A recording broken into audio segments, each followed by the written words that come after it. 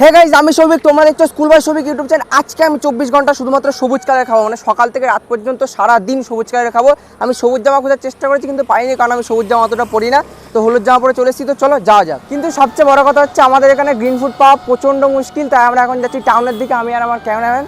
তো চলো দেখা যাক কি গ্রিন ফুড পাওয়া যায়। তাই আমরা সবার প্রথমে এখানে একটা আমপোড়া দোকান দেখতে পেলাম, আর গরমের মধ্যে আমপোড়ার শরবত জাস্ট অসাম লাগবে। আর তোমরা যেন আমপোড়ার শরবত সবুজ কালারের হয়, তো চলো খাওয়া যাক। আর আমরা একটু বেশি তাড়াতাড়ি ভিডিও করতে চলে এসেছি, কাকা একটু রেডি করছে, কাকার শরবত রেডি হয়ে গেছে, চলো খাওয়া যাক। এই যে শরবত রেডি, দেখতে পাচ্ছ পুরো সবুজ কালারের, চলো খাওয়া যাক। দারুণ টেস্ট, সত্যি বলছি দারুণ রিফ্রেশিং লাগছে, এই গরমে ঠান্ডা ঠান্ডা খেতে দারুণ লাগছে।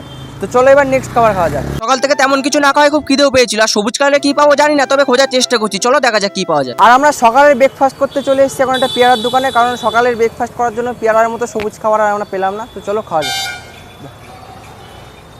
আমরা পেয়ারা নিয়ে নিয়েছি, চলো খাওয়া যাক। অসাধারণ খেতে পেয়ারাটা। সকালের ব্রেকফাস্ট আজকে আমরা পেয়ারা দিয়ে শেষ করবো। এখন দুপুর হয়ে গেছে আর খিদেও খুব পেয়েছে, তাই এখন চলে এসেছি আমরা মিয়ামারে, কারণ মিয়ামারে কাঁচা ম্যাঙ্গো পেস্ট্রি পাওয়া যায়, যেটা পুরো সবুজ কালারের। কেক নিয়েও আমাদের জানা, এটা আমি প্রথমবারই খাচ্ছি, জানি না কেমন হবে। সত্যি বলতে এটা খেতে ভালোই লাগলো, পুরো কাঁচা আমের ফ্লেভার ছিল। আর এই কেকটা যদি তোমরা ট্রাই না করে থাকো তাহলে একবার ট্রাই করে দেখতে পারো, ভালোই লাগবে। আর এখন বিকাল হয়ে গেছে, আমি সেই দুপুরে একটা কেক খেয়েছিলাম, তাই খুব খিদেও পেয়ে গেছে, তাই এখন চলে এসেছি বাজারে, কারণ দেখি বাজারে সবুজ কালারের কি পাওয়া যায়। আর বাজারে এসে সেমন কিছু পেলাম না, শুধু শশাই পেলাম। কি আর করা যাবে, শশা খেয়ে আজকে বিকালে পেটটা ভরাতে হবে। রাতের বেলা ভাবছি গন্ধরাজ মোমো খেতে যাবো। ততক্ষণ তোমরা ভিডিওটিকে লাইক করার, ভালো লাগলে অবশ্যই সাবস্ক্রাইব করে রেখো। আর এখন বাজে রাত 7টা, এখন আমরা যাবো ডিনার করতে, মানে মোমো খাবো। গন্ধরাজ মোমো বেচে এখানে একজন, গন্ধরাজ মোমো তো জানো সবুজ কালার হয়। তো চলো খাওয়া যাক।